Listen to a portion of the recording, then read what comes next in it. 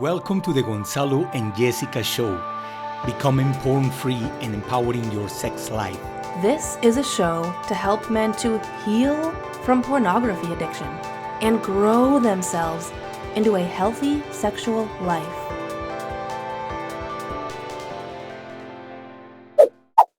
Hey, welcome to episode number 2.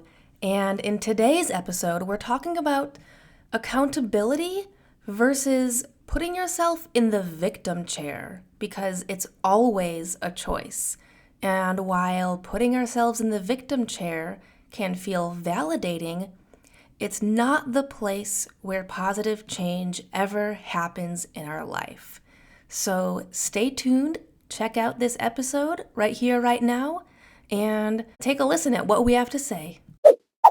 Hello, and welcome to another edition of the Gonzalo and Jessica Show. Jessica, welcome. Welcome. Good morning. Good morning. What time is where you are right now? 8:21 a.m. and it's a very foggy, misty day out there. Well, I have to tell you that it's 11:21 right here in Miami, and it's a sunny day. Why am I not surprised? Yeah, absolutely. Well, in Miami, we have 4 days that is cold for Floridians, of course, right? And that's it. There's no more cold weather. Sometimes I miss the cold weather, let me tell you. Let me ask you a question, Jessica. What's gonna be the topic? What are we talking about today? One of my favorite things, because if you don't have this under control, you can't solve pretty much any problem you have. So it's basically, we always have the choice, no matter what our life circumstances are around us, to either put ourselves in the victim chair, the victim seat, and self-victimize ourselves, or putting ourselves in control, which is then taking accountability, saying, no matter what my life circumstances, I can do something to make my life better. No matter who is treating me in what way, no matter I lost my job, she won't sign the divorce papers, this, there's things that we can do to take accountability to make our lives better and make X, Y, or Z problem go away. And how does it look in the space of a man that is recovering from porn addiction?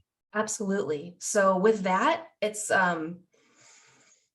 so incredibly easy for anyone who is addicted to pornography to point the finger and blame and say, well, society made it incredibly easy. It's basically like free crack cocaine available in my pocket at all times. It's society's fault.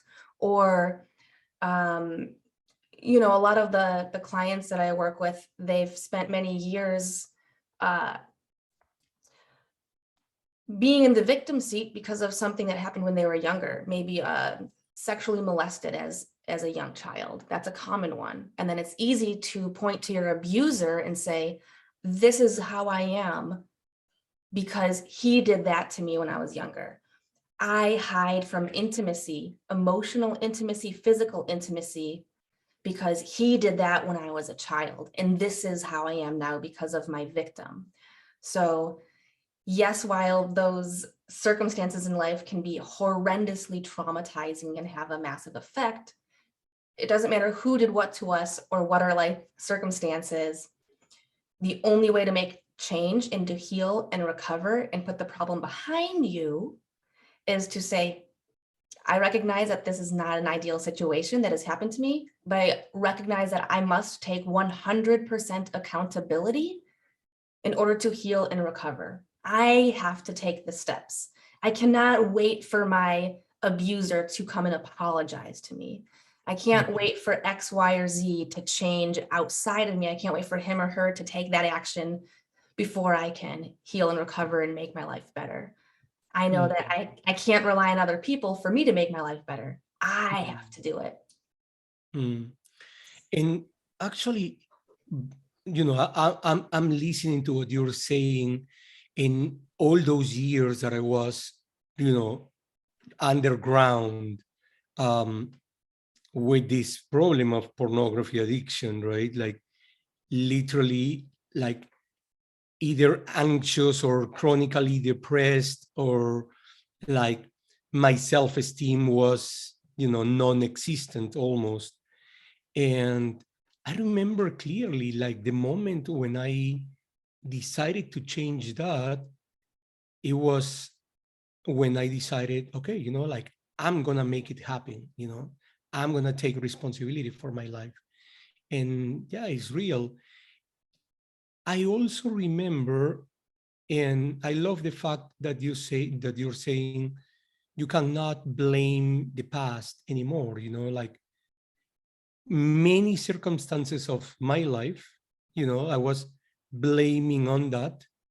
And I was almost like a professional victim, Mm, like, there I would I would always find someone else responsible for what happened to me, so I could just justify being addicted to porn, but yeah. at the end of the day, I was living a miserable life. So yeah, totally agree with what you're saying. um I want to ask you a question. So, if we are talking about um, personal responsibility, right? Like radical responsibility, Ah, when you want to heal porn addiction, so what is the consequence of assuming 100% of the responsibility on your personal power?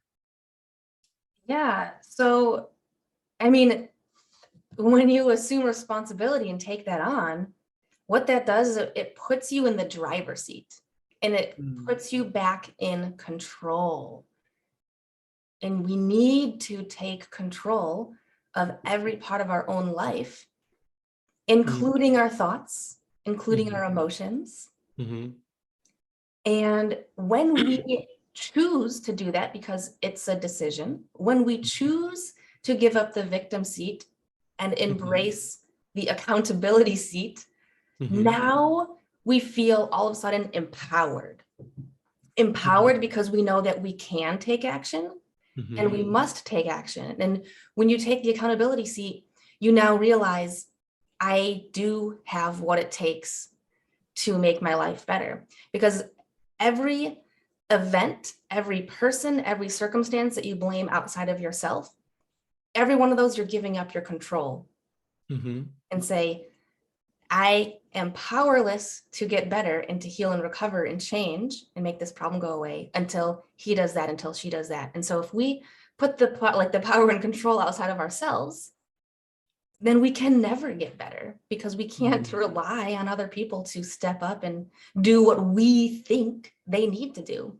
We just say, mhm, okay, um, almost like you get to take a wise owl perspective and kind of like mhm, look at yourself sitting or standing or laying or wherever you are and say, what does that person, me, need to do there in my life in order to make this problem go away? What actions can I take? And so, mm. yeah, does that answer your question? Oh, absolutely, yeah. And I love the fact that you are mentioning the driver's seat thing, because um, yeah, it's actually taking control. Is I noticed that porn addiction takes you so out of control. Like, and this is a crazy thing, and I'm pretty sure you realize this, right? Like, a person with pornography addiction, suffering with pornography addiction, can outside can look completely functional, can look out there uh, as a healthy person. Right. And the internal suffering, the internal problem is like really going, um, dark. Like the pain is behind the curtains. So when taking this driver's seat, when positioning yourself there, is the moment when you, no matter like if because of that porn addiction, your life has become a hot mess, you know, you start having small progress day after day, and then you start feeling way, way better about yourself, right? You've seen this in all the people that you work with, right? Absolutely. And myself included. I put myself in Mm. the victim chair for years Mm. when I was in my recovery. You know, when Mhm. I was dating a man who was addicted to pornography, he was an alcoholic. He was an extreme narcissist. There was all sorts of things going on. And I put myself in the victim seat and I said, if he would only love me the right way, then I would feel safe and loved and secure, and then I can heal and recover. If, you know, he would only do this, this, and this, then that, in my mind, I believe that was the only way that I could heal and recover. And I thought that I had to have a lover in order to heal and recover, knowing the Mhm. neurochemical side, you know, that Mhm. engaging in healthy sexual activity can really like raise your oxytocin levels, which is a Mhm. requirement to heal physically and emotionally. And I had these Mhm. deep wounds on both sides of that. And so I was like, oh, that's what I need in my life to recover. And he's not giving it to me. Therefore, it's his fault that I'm not better. And it's Mhm. like, no, that was not me taking accountability. Me taking accountability is either one, getting a partner who actually is, you know, I can trust my physical body and my emotional state with this person Mhm. and getting a partnership like that, or not relying on another person at all in that capacity and just saying, I have what it takes to recover from this. No matter, even if it feels like the entire world is against me, I know that I can do this. Mhm. So it took me a long time to get into that driver's seat and to take accountability and stop blaming. And it was also, you know, like I ingested the naturally occurring seafood neurotoxin that put the 19-millimeter lesion on the front lobe of my brain and set my brain up to look like an addict going through withdrawal, and had severe uh, neurological disorders. And I would say, I'm like this because I have this illness from this poison that I ingested. I cannot do this. I can't do that. I can't do that. I can't do that. Look at what this illness did to me. Mhm. I can't. And so I was once again blaming the illness in limiting myself. Mhm. Once I started telling myself, even though I didn't believe it at first, but I had to tell myself these things. And then it came congruent with my subconscious self. You know, I can do this. I can Mhm. heal. I can recover. Mhm. I am safe, loved, and secure. And I would Mhm. do that with myself before I wasn't waiting around for another human being to make me feel that way. I taught myself how to feel that way from myself to myself. And Mhm. that's like, wow, my healing progressed so much and got back on track. So yeah, just to add a little bit, you know, you shared your story and I'll share a little bit of mine with that. Absolutely, yeah. But what about when, I mean, and this is something that you've seen, this is something that I've seen, and is the fact that this addiction can really cause some damage, some serious damage Oh in yeah. someone's life, right? I've seen people coming to me, I've seen men coming to me with no self-esteem, with, you know, problems, financial problems, um, almost zero relationships in general, you know, like non-existent romantic life, like every single area. I mean, now that I've been studying for the last few years sacred sexuality, I understand the important place of sexual energy in the way you create your reality, right? But that's actually topic for a different episode. But when a person comes like really down from, you know, all the negative consequences that this addiction had in their lives, can the question is, can they still recover from that? I mean, when you say down, anyone can recover from being down, of course. No matter how down, no matter how deep, dark that rabbit hole is of darkness, the dark, it could be the deepest, darkest tunnel that a person can experience. And no matter who you are and what your life circumstances is, yes, you can recover and be better and healthier than you were prior to entering that deep, dark hole. But you must be in the control, the driver's seat, the accountability seat, giving up victimization. And so there's a couple other terms for that. And in the world of NLP, neuro-linguistic programming, which I'm a massive fan of because it's that'll be a topic for another episode as well. In NLP, we call it being at cause versus being at effect.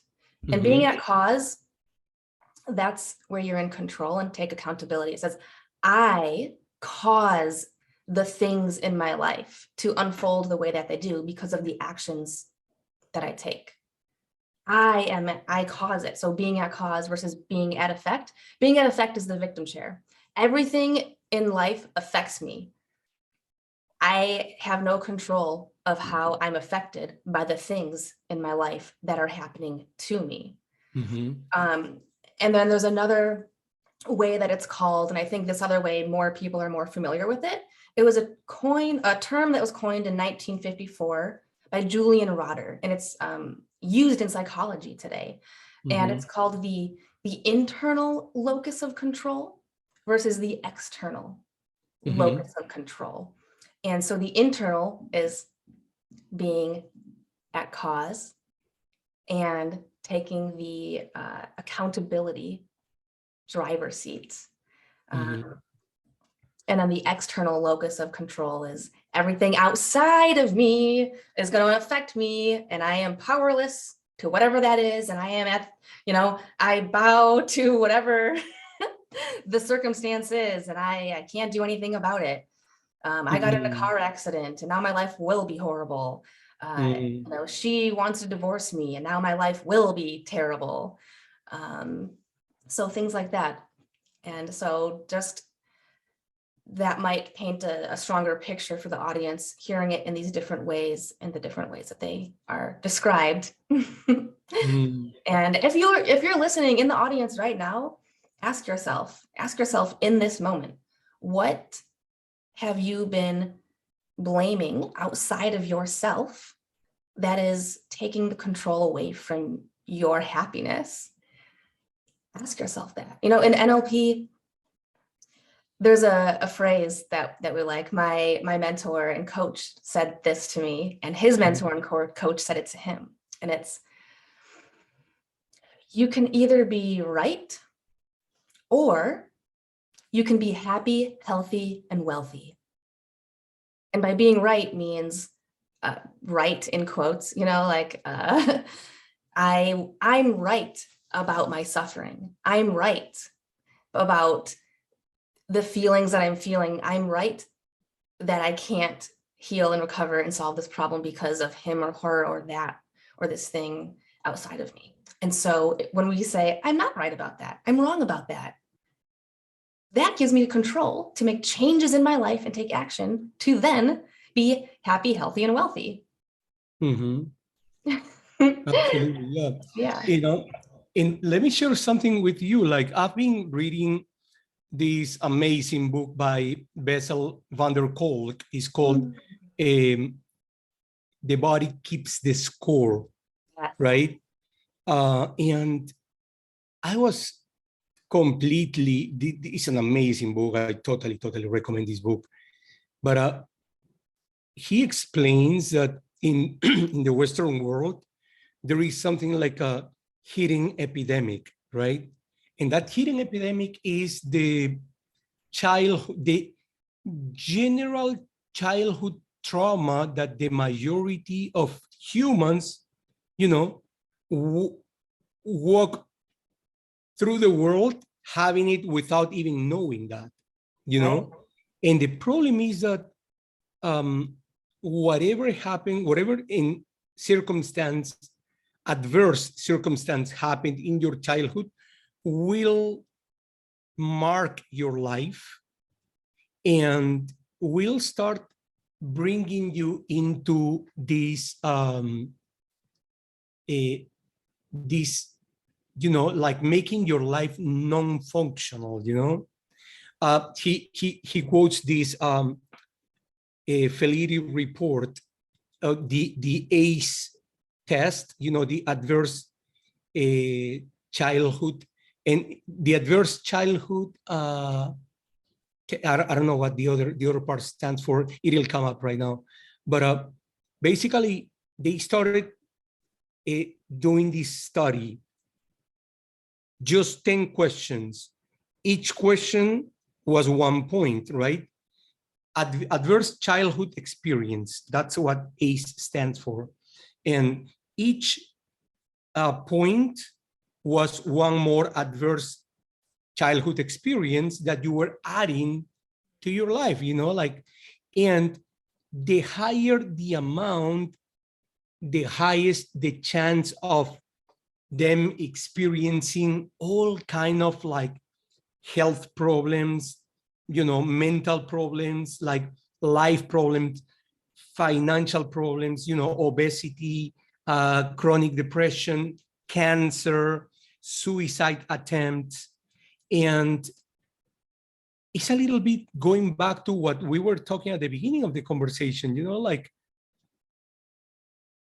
if I keep on blaming, like I understand that having some sort of adverse situation from your childhood is definitely something that, is significant in your life. The childhood is this sacred time when you are forming and actually getting to know the planet, and then all of a sudden you're living to the extreme for whatever circumstance you're facing, and then that's going to bring a lot of pain. And unless you do something to overcome that, it will always haunt you, So that's when the first step comes, which is taking 100% of the responsibility, right? I think is the differential factor in the whole equation, because it totally takes you to a place of growth. And it's a moment when you realize that, like, yeah, I might be in a very bad situation, whatever it is, but I got this, I can make it happen, right? What do you think? I'm 100% in agreement with you. It's resonating very strongly. And, it's every single one of us could look back into our childhood and think of the most terrible things that have happened to us. And then we could also probably realize in which ways that has shaped us. And are we still in the victim chair when we look back at that? Or have we empowered ourselves? And if you're not sure, then think about the way that you talk to people when you bring up this problem. And maybe you've never brought it up to anyone. And if that's the case, imagine how you would speak to someone if you were to bring this up. Do you bring it up? When you talk about it, do you have a stress response? Do you feel uncomfortable? Do you feel scared, anxious, nervous, angry? Do you want to hide? Do you want to fight? If that's how you feel, then you have not emotionally recovered. And you also might still be in the victim chair. Now, when you speak about it in a way that makes you feel empowered, that makes you feel good, even if you haven't solved the problem yet, you can speak about it in a way that inspires other people. And that's how you know you're in the accountability chair, because you are speaking about it in a way that says, I have this problem, but guess what? I have a game plan. And this is my game plan, and I know it's going to work for me. And I've already started it, and it already is starting to work for me. And this is amazing that I have this problem that I can work through and figure out and become better on the other side. Yeah, but right there, I wanna challenge you with something, Jessica.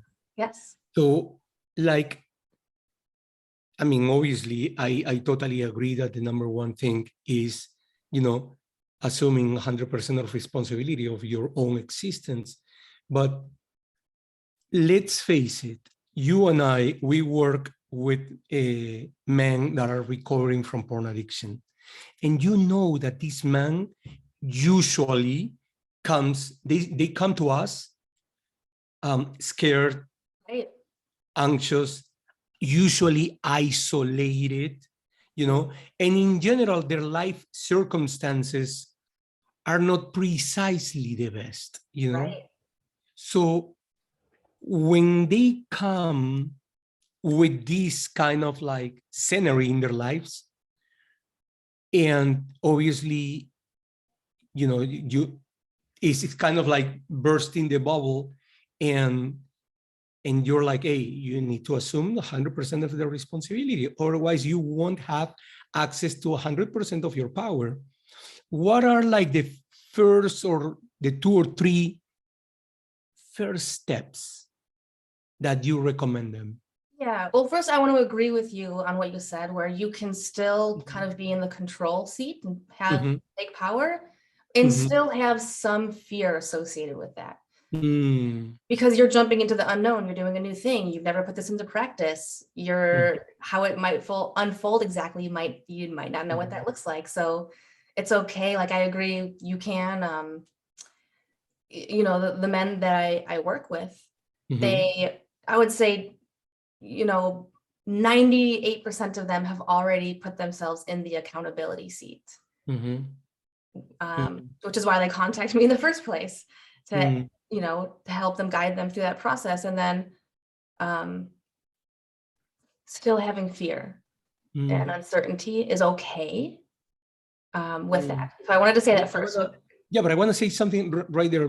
Just hold the thought, because I love the fact that you're saying, like, when they decide to ask for help, they are already taking responsibility. I love that. And that's totally true. Thank you for verbalizing that. That is beautiful. Yeah. When they ask for help, somehow they know that, whatever I've been doing to stop this porn addiction hasn't been working for me. So now it is time to ask for help, but still I take action. So absolutely.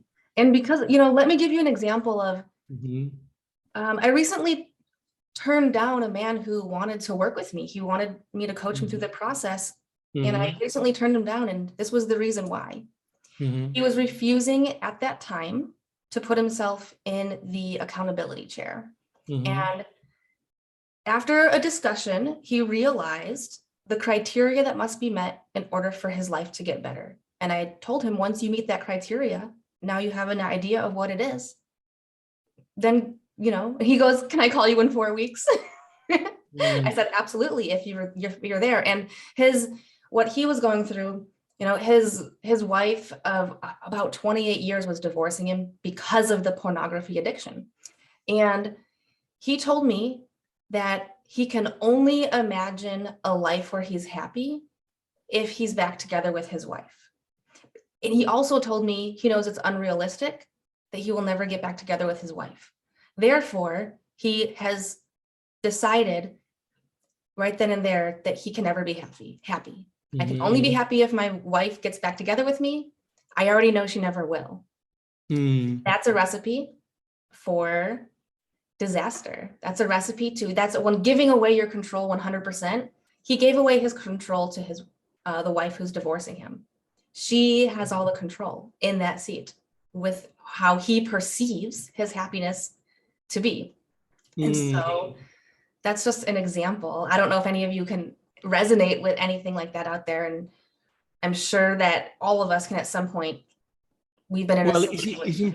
It's important to, first of all, say that the word never leaves very little room for, like, expecting a beautiful, foreseeable future. And as a matter of fact, like, just the fact that you can imagine a compelling future is a beautiful engine that is gonna keep you going, you know. So all those stories, because at the end of the day, those are stories, you know, like kind of like the happiness blueprint that we have in at the back of our minds. Those stories sometimes are the number one sabotagers, right? Like they create really create sabotage in our lives because we have a specific idea of the happiness blueprint, right? And if for some reason our current reality doesn't match that happiness blueprint, we decide that we must be unhappy. And that's crazy, you know, because that doesn't leave you space to the beautiful possibility that life is, you know, Right. that can go any direction. And Yeah. it's like, yeah, it's beautiful to plan and, you know, and give some order and structure towards specific goals and stuff like that. But at the same time, flowing with life is something beautiful, you know, like allowing the universe to surprise you, you know. So anyway, I think I went on that rant because of what you mentioned about the guy that decided that his life was going to be happy only if he would go back with his wife. But anyway, I ask you about the 3 steps. The man that comes to you and, you know, you kind of like, okay, your protocol starts with 100% responsibility. Tell me the first 3 steps. Yeah. You know, like I don't have it like organized specifically in 3 steps, but I can easily come up with that right here on the spot. And I love that you challenge me in those ways.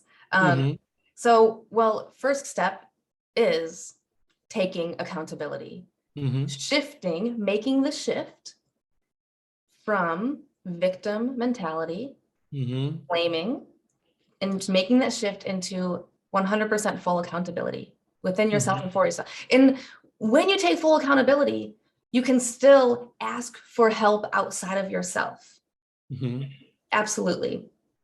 But now you're saying, I can take action, and I'm going to take action by, you know what you're doing. I'm going to have you help me. I'm going to make these changes in my life. I'm going to make these changes in my life.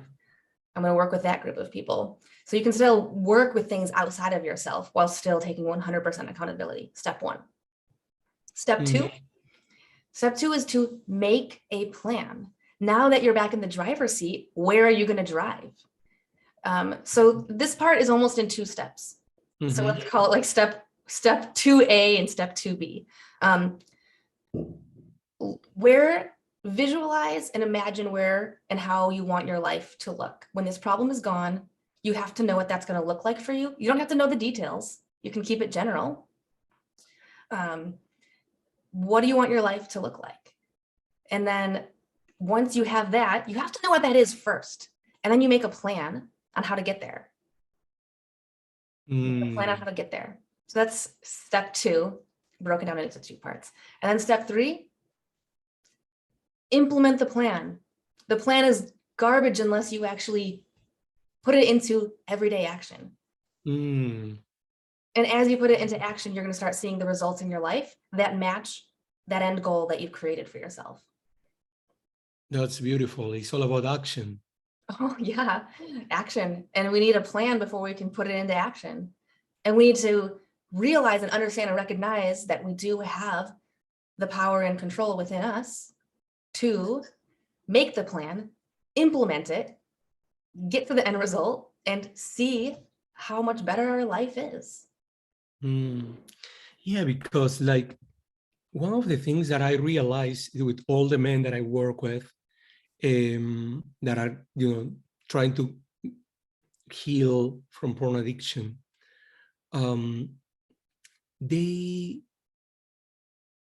when they first arrive, they cannot see how beautiful your life can be after porn addiction. Right. You know? And that part's so important, to spend a lot of time on what that's going to look like, because you can't really make a roadmap to get there unless you know where you're going first. Absolutely, yeah. And not only that, but also like, you know, I realized, I remember when I was going to the SAA meetings, Sex Addicts Anonymous meetings, right, in South Beach. I remember that it was the Soviet room. Basically, is uh, this house that on one place you had the AA meetings, and then the other one was in NA meetings, and then the gamblers meeting, and this, and you know, like all of them. And at the end, that the little dark room down there was the SAA, right? Sex Addicts Anonymous. And I remember some of the testimonials, uh, like my life cannot go anywhere and this and that.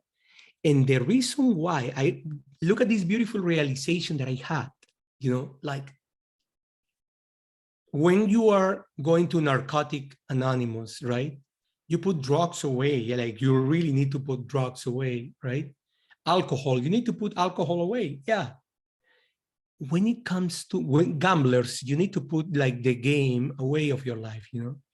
But when it comes to Sex Addicts Anonymous, sex is a natural part of the human life. You cannot put sex out of your life.